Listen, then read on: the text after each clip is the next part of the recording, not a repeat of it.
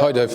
I'd say welcome back, but you've been working away, I know. Just give us just a state of the nation. I mean, how you guys have been in the off-season, so to speak, and your kind of your hopes and dreams and ambitions for the forthcoming weeks.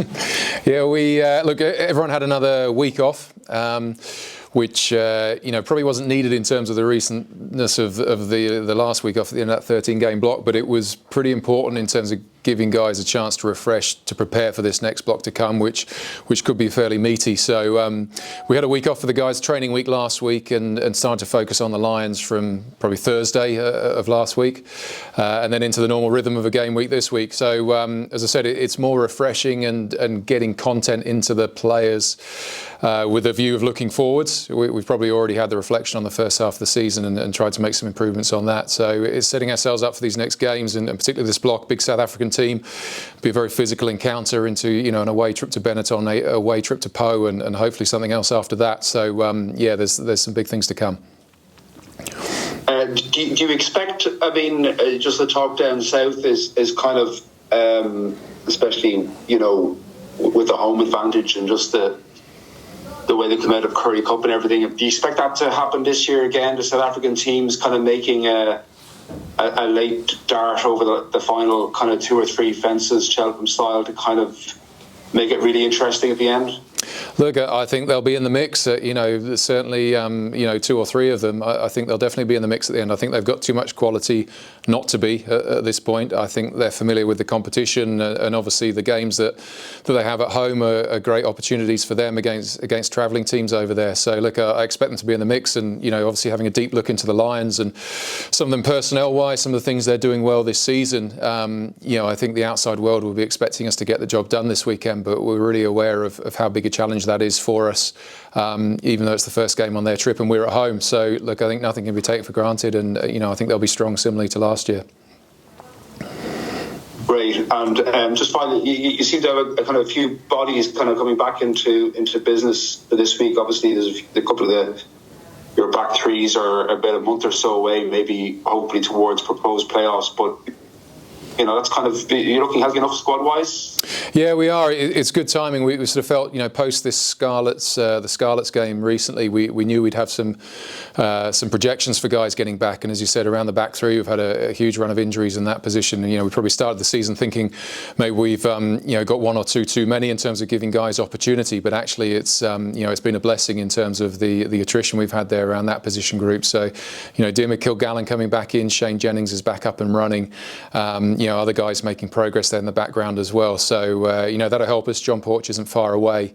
So it's timely. It's timely in terms of this run of games we've got coming up over the next month, and certainly in terms of this final push of the last third of the season. I've only got one squad bulletin which is full of injury news and people being back. So I'm sorry if this is, I can't find it. Is Bundee travelling with you?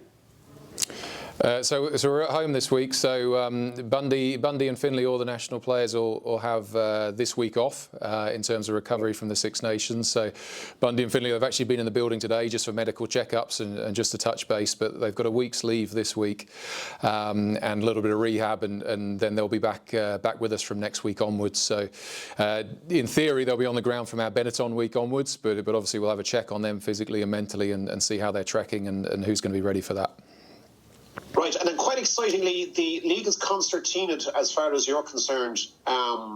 If you like, if this was devil take the hindmost cycling, you've come right back into contention. In fact, you're not that far off the top end. How exciting is that? Look, it's really exciting. I think for us, we knew with the run of fixtures we had in particularly those first 9 games, and what was then coming up in this period, we knew there'd be a lot of movement in the table. Partly because we had a lot of games against top half teams in those early rounds, and partly because we've got fixtures against teams that are around us. So obviously a win, wouldn't go as far as saying it counts double, but it certainly has a big impact on the competition. So it's hugely exciting for us. But we've got to be aware to that as well. Playing the Lions, playing the Benetton next week, they'll be in a similar position where a win can shift them right up and dent other people's hopes. So a great opportunity for us, and I think it'll have a big impact on final standings at the end of the season. And a really fast one from me. How brilliant is it for your season ticket holders that Bundee may or may not have been the player of the tournament. I mean, Ben Ayres maybe, but I mean, as entertainment goes, this is Oscar-winning box office stuff that you've got down there, isn't it? Oh, look, I think it's great. I think the accolades Bundee's had over the last few seasons, but you know, for any of our guys involved in that national squad and the success they're having, I think it's brilliant for us. And you know, it's good for the profile of Connacht. It's you know, reaffirming that we're moving in the right direction as an organisation. As you said, for the fans, it's tremendously exciting. So, no, we're really proud of them all, and you know, we look forward to having them back available.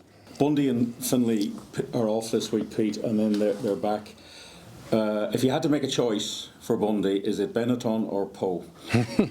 Well, we'll see. I don't know whether I'll be making a choice or not. We'll see. As I said, see how we get the full medical bulletins and things like that. I think Benetton is going to be a very important game for us. You know, although you know, sometimes you can think of these big travel away games as a chance to, you know, rest a few guys, but for us it'll be tremendously important. Firstly, in terms of our overall points total at the end of the season, but also in terms of Benetton being, you know, around us and similar positions in the log. So, you know, we'll need a freshness about the squad, but we'll need to make sure we're going there to win it. Poe, knockout European rugby, you know, and you know, whichever competition you're in, I think that's something we get tremendously excited about, something the supporters get very excited about, and we'll be going all out for that. So, without giving an answer at all, I think we'll see how he is at the end of this week. But no, both are massive games for us.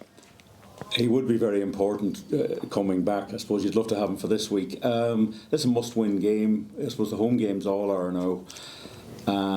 They've been playing okay this season. They're not particularly highly regarded in South Africa, but the Sharks have fallen apart, so they're getting a bit of attention. What are you expecting from them?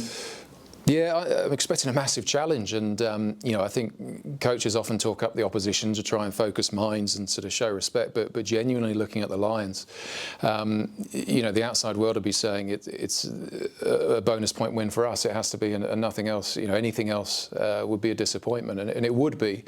But at the same time, you know, you look at the Lions. I think they're you know, they've got the second most defenders beaten in the competition, the fifth most line breaks. They're right in the top three for points scored, second highest for quick throws. They've got the best scrum in the competition. There's a huge threat there, and if we're any way off our game, they're the sort of team that will score quickly and score from anywhere as well. So we see opportunities for ourselves, ball in hand. But at the same time, that'll be worth nothing if it keeps getting cancelled out by you know, either cheap line breaks or cheap points, or just giving the Lions an opportunity to do what they've done really well this season. So no other South African team has as good a record as them on the road, away from South Africa. They're one of the best teams in the competition at winning the last quarter of games. You know, we saw that statistic and dug into it, thinking it must be a factor of playing their home games at altitude. But you dig into their games at sea level, and they're still winning the last quarter of games. So it's a huge challenge, and they're not going to go away after 50, 60 minutes either. It's the first game of their tour, so they'll have plenty of energy, plenty of excitement, and I'm sure they'll be targeting this game. So lots for us to be aware of, particularly defensively. And I think that side of the game will have a massive impact on the overall outcome. Just looking at the injury situation, you've got players coming back, but I notice Oisin Dowling is out now, which is a loss in the second row. You're a bit short at fullback as well. And where are you with the hookers? Because Dylan Tierney-Martin is still. Yeah, Dylan's had his neck issue. He's actually making good progress. I think he's seeing the specialist tomorrow up in Dublin to get an update on that. So we'll have more information on that. So we've got the three boys that have been trucking away for us and doing a really good job. Both all three of them very physically robust and you know, really keen to play. Owen de Butler, I think his performance against the Scarlets was great for us and great for him in terms of, you know, putting himself right in the mix, pushing for selection. So, you know, we've got the three of those, so we're covered there at the moment. He said fullback's been a position that's taken a few dents all season, really, and you know, Tierden's been fantastic for us, not just in terms of his performances, but in terms of his ability to recover and back up week after week. You know, we know Jack and JJ can also, you know, cover there for parts of games. So, you know, we've managed to make that work. So Oisin Dowling's a loss. You know, I think you know, he'd had some really positive, impactful performances off the bench over the last few rounds, probably pushing to the point where he's just about ready to sort of start one. And he had that ankle syndesmosis, landing on that ankle, or a player landing on that ankle in the last game. So that's disappointing for him. That said, similar injury to that Shane Jennings and Shane Bolton had, and they're coming back within sort of 4 weeks back in full training. So disappointing for Roisin and us, but thankfully those type of injuries are turning around quicker and quicker these days. So look, we're trucking all right for this end of the season. It's it's pretty positive, and we've just had a training session out there with 3 teams of 15 going all out at each other. A lot of the academy guys integrated in that as well, and from the competitiveness of the session, the intensity of the session, we're in a good spot.